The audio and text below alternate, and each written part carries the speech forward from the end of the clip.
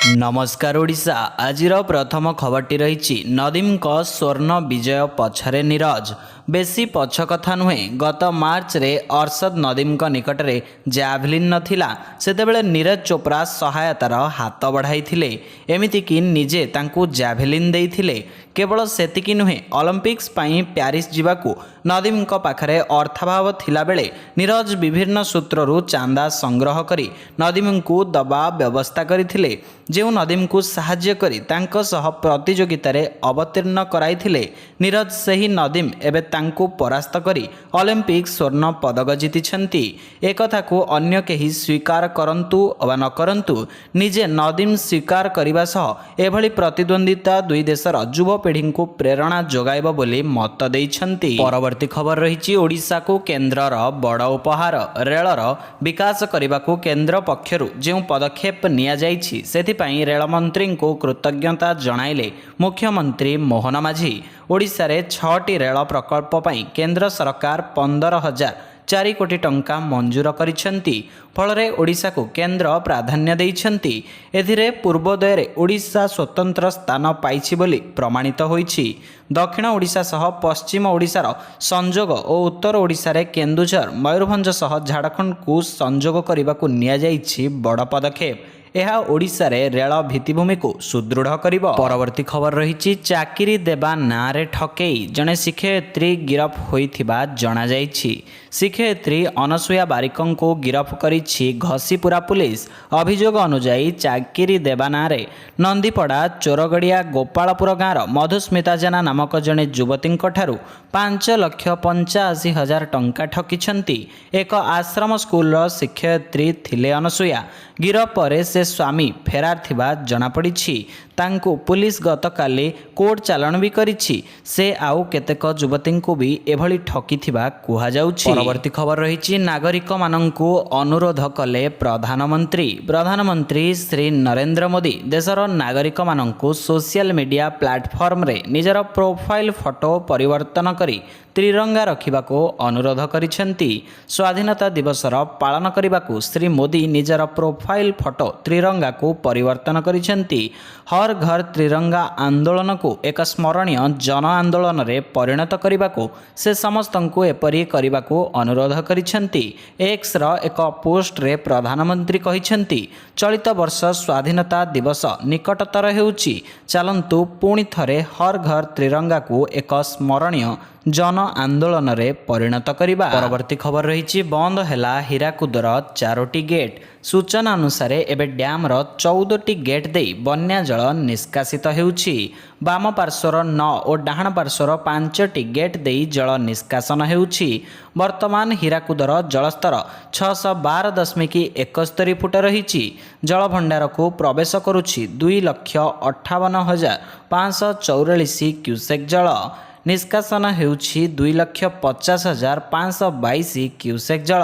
मुंडली देई प्रवाहित हेउछि 3,73,347 घनफुट जल। एथिजोगु महानदीर शाखा नदी रे बन्या जल वृद्धि पाइबा संभावना रही। दया भार्गवीर तल अंचल को पानी पशिपारे बोली कहिसेंती जल संपद विभागर सर्वोच्च जंत्री भक्त रंजन महांती। परवर्ती खबर रही मुंबई हिट एंड रन मामला आसिला फॉरेंसिक रिपोर्ट। विलासपूर्ण BMW सेडान चलाइबा बेले मुंबईर वर्ली रे होइथिबा हिट रन मामला रे 23 वर्षीय अभियुक्तंक फॉरेंसिक रिपोर्ट हस्तगत होइछि।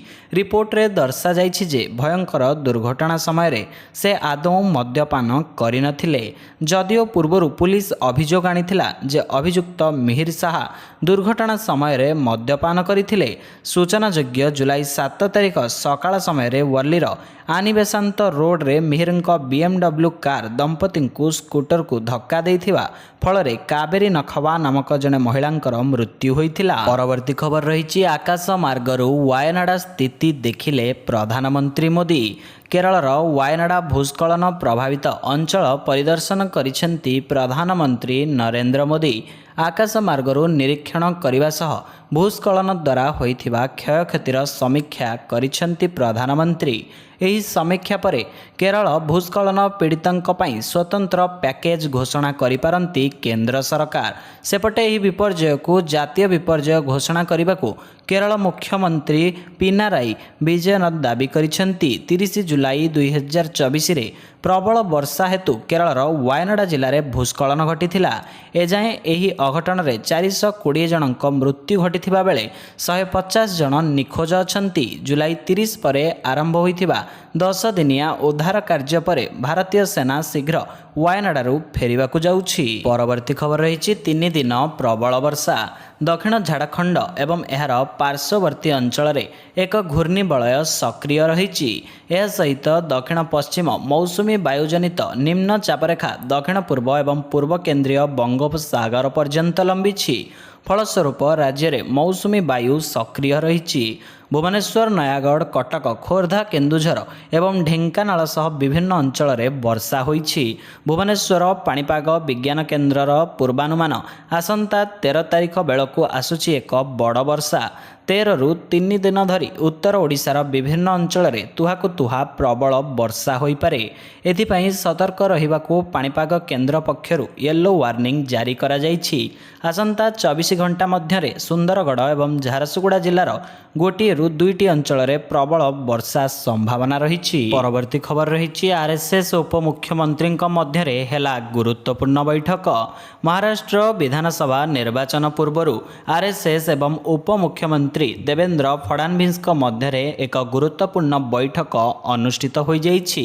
फडणवीस व्यतीत स्थानीय बीजेपी नेता माने मध्य एही सभारे उपस्थित थिले।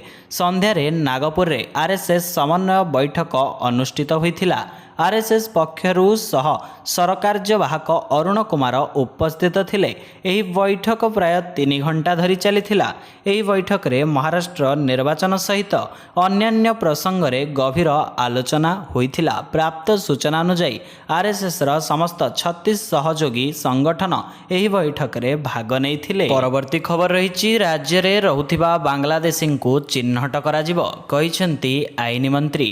राज्य रे चिन्हट हेबे रहुथिबा समस्त बांग्लादेशी जदि बिना डॉक्यूमेंट रे केही रहुथांती सेमानंको उपरे कार्यानुष्ठान नियाजिबो।